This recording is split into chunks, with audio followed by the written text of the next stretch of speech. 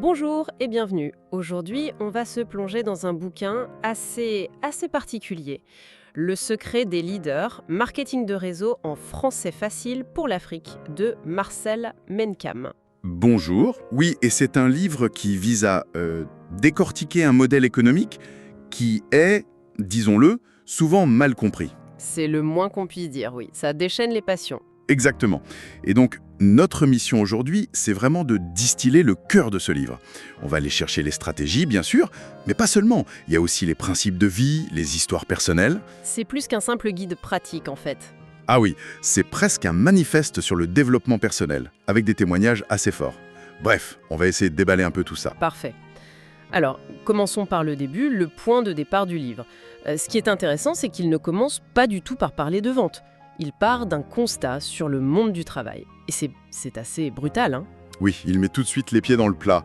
Il raconte cette visite dans un port en Chine entièrement robotisé. Un truc de science-fiction presque. Pas un seul humain. Et il fait ce parallèle très personnel avec son ancien métier, coupeur de courant, un métier qui n'existe plus aujourd'hui. C'est ça. Et ça, c'est vraiment le socle de son raisonnement. Il dit que le marketing de réseau, aujourd'hui, ce n'est plus juste un choix. Ça devient une, et je le cite, nécessité stratégique. Nécessité? C'est fort comme mot.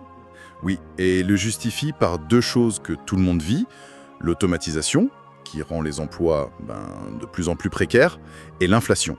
Il donne des exemples très concrets pour que ça parle, comme le sac de ciment par exemple. Voilà, le sac de ciment qui passe de 2800 à 4800 francs CFA, ou la bière qui double de prix. Des choses du quotidien, quoi. C'est une angoisse très actuelle, non? Cette idée que tes compétences d'aujourd'hui vaudront peut-être plus rien demain, et que l'argent que tu gardes à la banque, ils font tout seuls. Exactement, sa conclusion est, elle est sans appel, dans ce contexte, ne pas investir, c'est reculer. L'épargne sur un compte en banque, pour lui, c'est une régression. Et c'est là qu'il amène son analogie sur les réseaux que je trouve très, très parlante. Ah oui, j'ai adoré ce passage. Il explique qu'on est déjà tous connectés à des réseaux. Le réseau électrique, Internet, les réseaux sociaux. Sauf que dans tous ces réseaux, on est quoi? Des consommateurs. On paye des factures, on enrichit les autres. Voilà. Et la question qui pose, c'est un vrai déclic. Pourquoi on ne construirait pas notre propre réseau? Un système où on serait à la fois le moteur et le bénéficiaire. C'est une invitation à reprendre un peu le contrôle. C'est un changement de perspective complet, passer de consommateur passif à créateur. Mais bon, ce mot, réseau, c'est lui qui fait tiquer tout le monde et qui nous amène au sujet qui fâche. Ah, le grand malentendu. Dès qu'on dit marketing de réseau, 9 personnes sur 10 pensent arnaque. C'est inévitable. Et l'auteur le sait très très bien. C'est pour ça qu'il y consacre tout un chapitre à tracer une ligne très très nette entre le MLM, le vrai marketing de réseau, et les fameux systèmes de Ponzi. Alors, c'est quoi pour lui la différence fondamentale?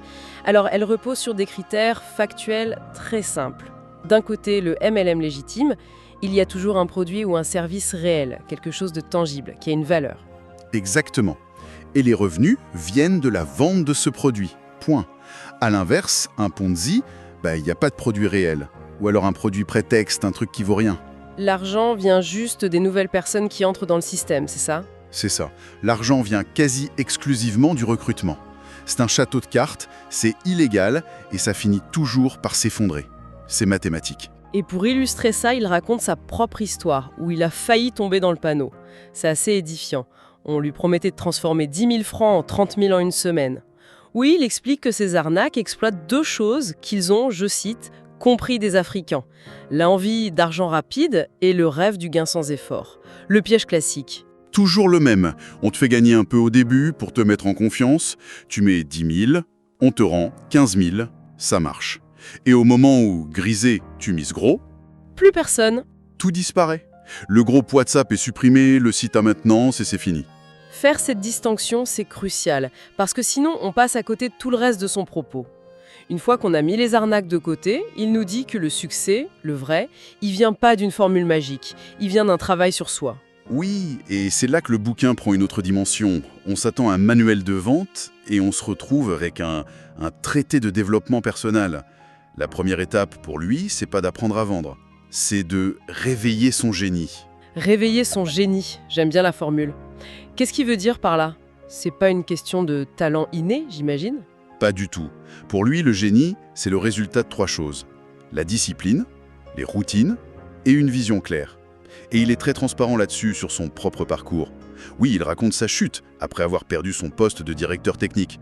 Plus de salaire, des dettes, la totale. Complètement perdu, oui. Et il dit que le marketing de réseau l'a d'abord forcé à se reconstruire en tant qu'homme, bien avant de se reconstruire financièrement. Et quand il parle de discipline, il y va pas avec le doigt de la cuillère. Son exemple, dormir moins de 4 heures par nuit pour gérer ses équipes sur 10 fuseaux horaires, c'est extrême, non? C'est extrême. On n'est pas en train de faire l'apologie du burn-out, là? C'est une très bonne question. En fait, il ne le présente pas comme un mode de vie à tenir sur le long terme. C'est plus un état de guerre temporaire, l'image de la fusée au décollage. Il faut une énergie colossale au début pour s'arracher du sol. Voilà. C'est une phase de sacrifice intense pour construire les fondations. Mais il est clair que c'est pas la norme à suivre pendant 40 ans. D'accord, je vois la nuance. C'est la discipline du lancement, pas celle de la croisière. Ça me fait penser à cette citation du livre que j'ai noté. La discipline commence là où s'arrête la compétence. C'est exactement ça. Le talent seul ne suffit pas. C'est la régularité, le fait de faire les choses même quand on n'a pas envie, qui fait toute la différence. Le vrai capital de départ, c'est soi-même. Ok, donc une fois que cet état d'esprit est en place, on passe à l'action. Et là, le livre insiste sur un concept clé, le support système duplicable. C'est le cœur du réacteur. Il a une phrase qui résume tout. Ce n'est pas ton talent qui fait la différence, c'est ta capacité à rendre tes actions duplicables. Le but, c'est pas d'être un super-héros, en gros. Surtout pas. Pas être le vendeur charismatique que personne ne peut imiter. Au contraire. Le but, c'est de créer un système tellement simple qu'un débutant total peut le suivre et avoir des résultats. Le talent crée de l'admiration, le système crée de la reproduction. C'est une bonne formule. Mais est-ce qu'il n'y a pas un risque de tomber dans un truc un peu robotique, avec des scripts? Alors, il dit que le système, c'est un squelette, pas une cage. C'est une trame. Après, chacun doit se l'approprier avec ses mots, sa personnalité. Le comment le dire doit rester authentique. Et il donne des exemples très concrets, notamment sur l'art de l'invitation. Oui, 3 approches. J'ai trouvé ça très malin. La première, c'est l'approche directe. Simple, franche, pour les amis très proches. J'ai un projet, j'ai pensé à toi, on peut en parler. Ensuite, l'approche indirecte, que je trouve géniale. Demander conseil. Oui, psychologiquement, c'est très fort. Je me lance dans un projet, et comme je respecte ton avis, j'aimerais te le présenter. Ça valorise la personne, ça baisse ses défenses. Et ma préférée, l'ultra indirect. Je développe un truc et je cherche des gens ambitieux. Tu connaîtrais pas quelqu'un que ça pourrait intéresser? C'est brillant. Aucune pression sur la personne, mais ça éveille à tous les coups sa curiosité. Sa première pensée, c'est « Ah, et pourquoi pas moi ?» C'est très subtil. Et cette finesse, on la retrouve quand il décrit les 4 profils de personnes qu'on rencontre. C'est une super grille de lecture. Oui, pour comprendre pourquoi les gens bloquent. Alors, le premier profil, c'est ceux qui ne comprennent pas. Eux, ils sont bloqués dans leurs croyances sur le salariat, l'argent. Leur logiciel n'est pas à jour, comme il dit. Le deuxième, ceux qui ont peur d'agir. Eux, ils ont compris. Ils sont même séduits, mais paralysés par la peur du regard des autres. Qu'est-ce que les gens vont dire? Le troisième, ceux qui manquent d'engagement. Ah, ceux-là, les rois de la procrastination. Les oui mais. Ils disent oui à tout, mais ils ne font jamais rien. Et le dernier, ceux qui stagnent. Ils bossent énormément, mais mal, sans stratégie. Ils confondent agitation et action.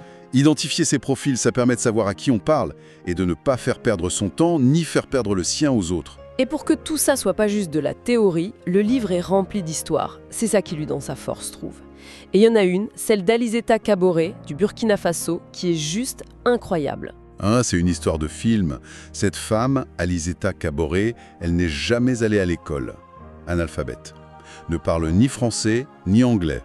Et elle se lance dans le marketing de réseau pour une seule raison, payer les études de son fils. C'est ça. Elle s'est lancée avec une détermination folle. Aujourd'hui, cette femme est classée parmi les meilleurs vendeurs de son entreprise au niveau mondial. C'est fou. Elle voyage partout dans le monde, avec un traducteur. Et ce qui est magnifique, c'est que son fils, pour qui elle a tout fait, a fini ses études et l'a rejointe.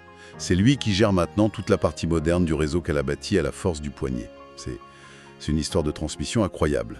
Ça pose une vraie question, non? Qu'est-ce que ça nous dit sur notre société quand une personne sans diplôme, qui ne parle pas la langue du business, peut réussir à ce point? C'est une excellente lecture, oui.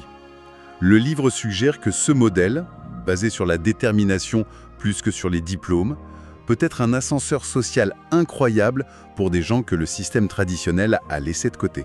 L'auteur lui-même utilise son histoire personnelle de façon très émouvante pour parler du storytelling. Pas pour vendre, mais pour illustrer l'impact, l'histoire avec sa grand-mère. Oui, c'est un passage très très poignant.